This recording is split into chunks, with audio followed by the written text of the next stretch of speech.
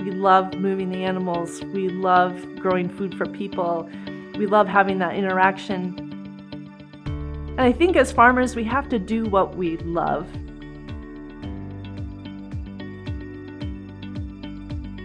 I was living in Los Angeles, California, and I was actually kind of getting a little bit tired of living in a big city. I realized that I wanted to grow food for people at a bigger scale. And I had an opportunity because I grew up on a farm. I had land access through family. When I moved back to Iowa, there was so much infrastructure and people that are in between from the actual corn and soybean crop to the consumer. I wanted to shorten that chain. And what better way to be resilient in our rural communities is to make that chain shorter. I have the support of consumers who are driving that change. So Centerview Farms is about 1,000 acres or so of corn and soybeans and a little bit of small grains where we integrate oats or rye in a crop rotation for cover crop seed. We practice using cover crops and no-till. We've installed some prairie strips into some more marginal land. And this year we're trialing a 60-inch twin row and single corn plot, and we'll be integrating livestock into that to eat all that cover crop. And so cover crops, I think, is one of the biggest practices that has the most benefit alongside crop rotations.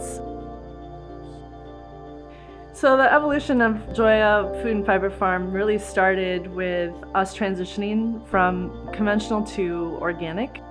So we started with this 25-acre field, and the corn was great, and the soybeans looked great, and the oats were great, and it worked out really well. And so I thought, okay, well, if I can do this on 25 acres, let's do another 30 acres. And we started to transition slowly to organic.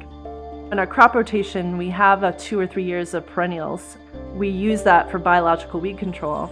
And so we started integrating sheep grazing into our crop rotation. And we discovered, wow, if we rotationally graze these sheep, they gain really well, they're healthier. And that's kind of how our farm kind of was born, is observing the land and observing how animals integrate into it and how they actually can be healthier.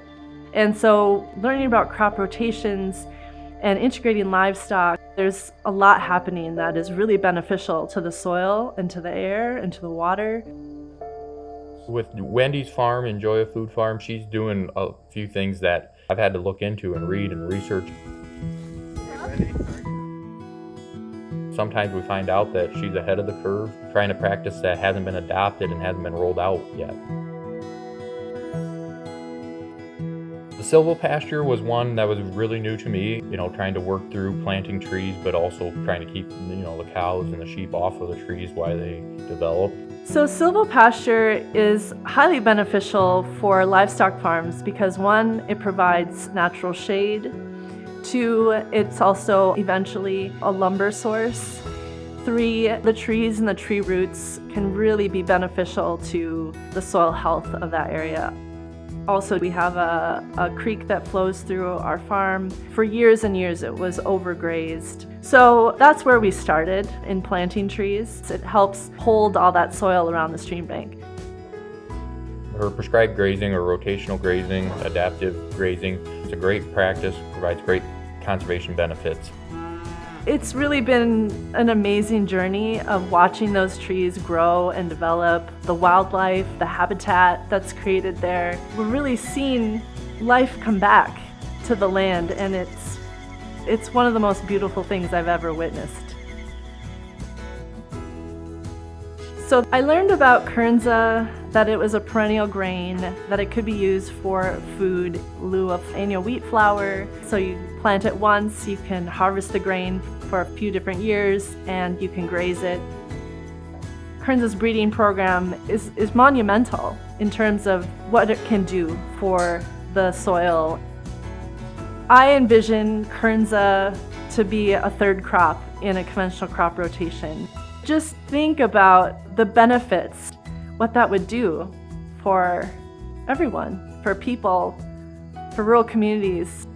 I think she's proven you can grow Kernza in Iowa, so now we gotta find a market for it.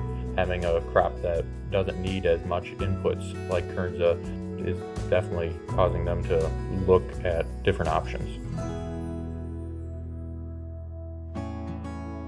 So this is the farm where my grandparents lived, and I started to think about what's going to happen to the land that my grandparents really worked their entire life to buy, and I want to honor that.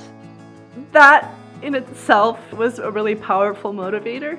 The land is a jewel, and if you allow it, it can shine and glimmer, and it's just so beautiful. And so I really wanted to honor both my grandparents and the land itself.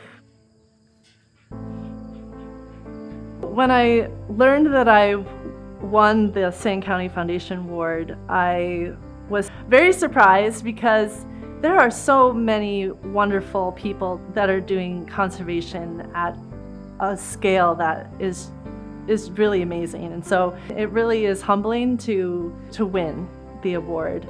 I felt that my work here was actually validated, and it was a great feeling to know that conservation is valued.